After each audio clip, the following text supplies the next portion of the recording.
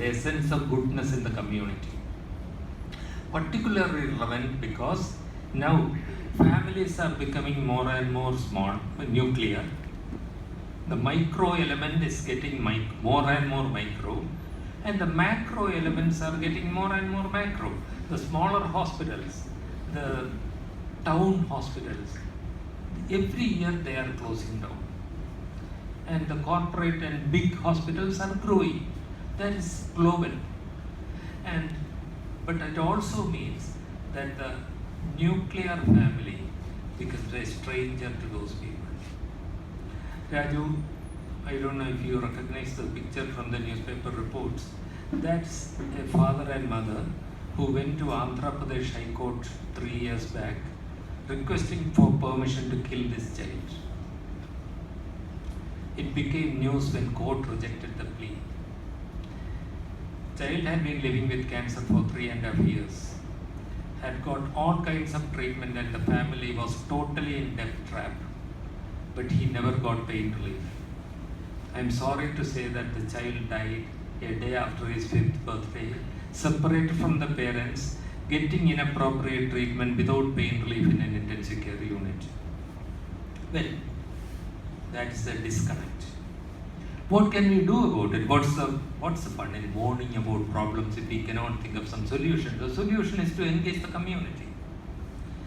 People in the society are willing to come and help. I know, I am sure.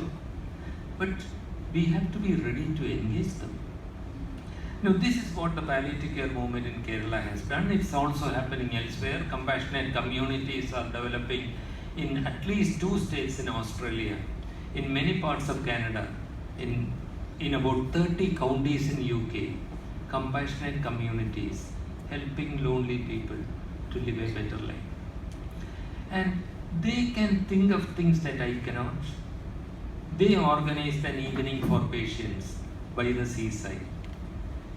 160 volunteers, young men from the College of Engineering in Trivandrum and Mar Basilios Engineering College came, 4 to a patient so that people could be physically lifted up and brought so that they could have an evening by the sea.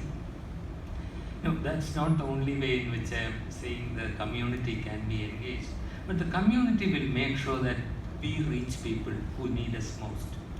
The woman with dementia in that hut, at that stage of her disease, would never have got any help.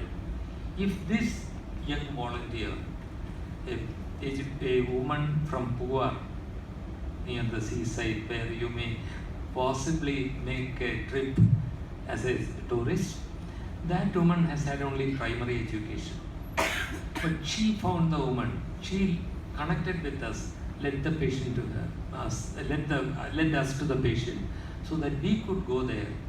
And what we do for 82% of our patients who are poor, very few rich people come to us. Only 18% of our patients in our organization turn out to be middle class or affluent.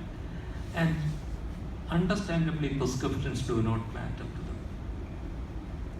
Kerala is the most affluent state in India now, right? We are rich. Do you think there are starving people around us? You will be surprised. Most of them, either because they are elderly and not supported, or because healthcare has destroyed them. Right now, we have something like 75 families who would not eat, who would starve unless we give them food kits. Is that part of healthcare? If I just write prescriptions 1-3 times a day after food, where is the food? This is not exaggeration, this is really happening. And only 2 months back, this mother who was blind with the diabetic retinopathy, with a 13-year-old son, told me the story where they starved through a weekend.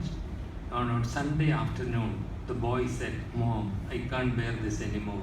Let us commit suicide." And the mother said, "Hang on, son, for one more night.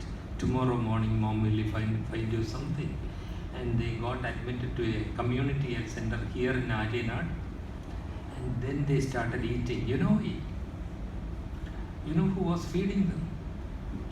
Not the doctors or nurses, but one sweeper in the hospital, in Ajenad Community Health Center, whom I would worship as God, used to cook food in her own home, poor one, and carry the food for them to the hospital. That goodness is there.